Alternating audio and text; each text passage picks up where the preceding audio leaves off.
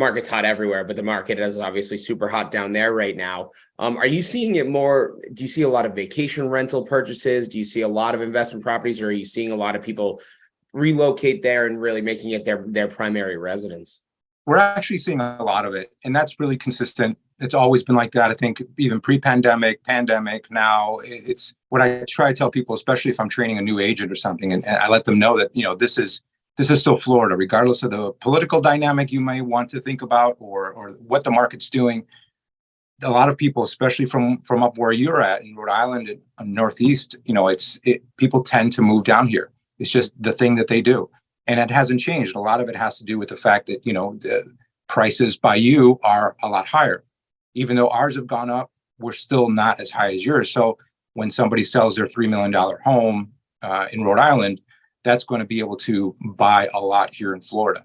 And they tend to downsize anyway, so they're spending less anyway.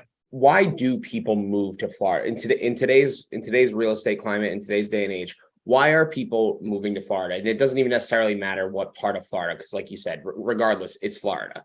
So what are people looking for? What are people getting? What are people hoping to achieve when they're moving to Florida?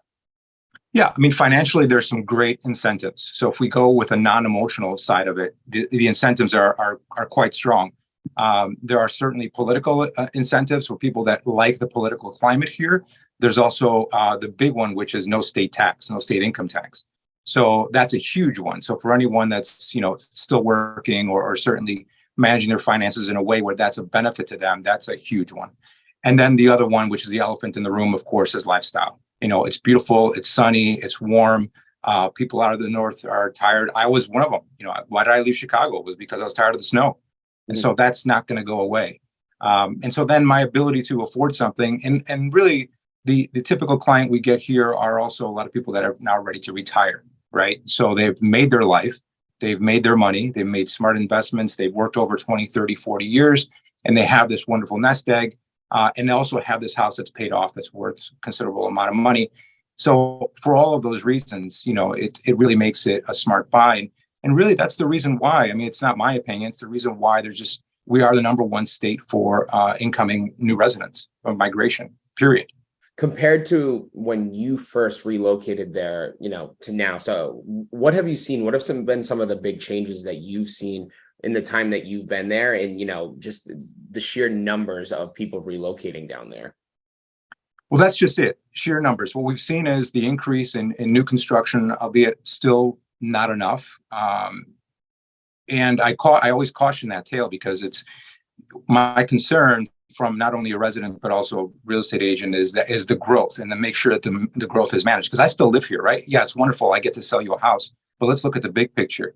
How are we being responsible about the way we develop South Florida? What kind of construction? What kind of vetting is done to make that construction happen? And what do people need? So it really kind of being thoughtful, because we have some beautiful natural resources here, and we don't want to spoil any of that. And so, the growth definitely needs to be managed in a way where it's beneficial to everyone, and the reasons why they come down here are still protected. Now, have you seen builders and developers, are they able to keep up now with the demand, or has it gotten better, I should say? Because obviously when COVID hit, I mean, I know speaking for up here, we saw things just take an extreme halt, and new builds they're finally starting to creep up again. We're seeing a lot of developments. We're seeing condo complexes kind of pick up again. Are you seeing that down there? Have things gotten a little bit better? Yeah, again, it's not enough. It is better, to answer your question directly. It is better, but it's still not enough, because you've got to remember, we hadn't really built as a nation. We really hadn't built much at all after the collapse. After 2008, nobody was building anything. We were all licking our wounds, trying to figure stuff out. And that, although in the moment may have seemed like the right thing, now you fast forward all these years, and now we have all these people that want to buy that they can't, because there's just not enough. So that inventory problem, which is a constant conversation I'm sure that you're having as well with your customers, there's just not enough good stuff out there for people. And then you add in the fact that we are such a desirable state, it only compounds that effect. So again, we have to be thoughtful about the growth, and it needs to be intentional, but it needs to be ongoing. And the short answer is there's not enough yet. And the flip side of that is you got to be careful, because you don't want to end up getting to that peak and then just continue to build without paying attention to what the market is demanding and asking for, and then have an oversupply. That's always the sweet spot and always the goal, but certainly a difficult goal to achieve sometimes.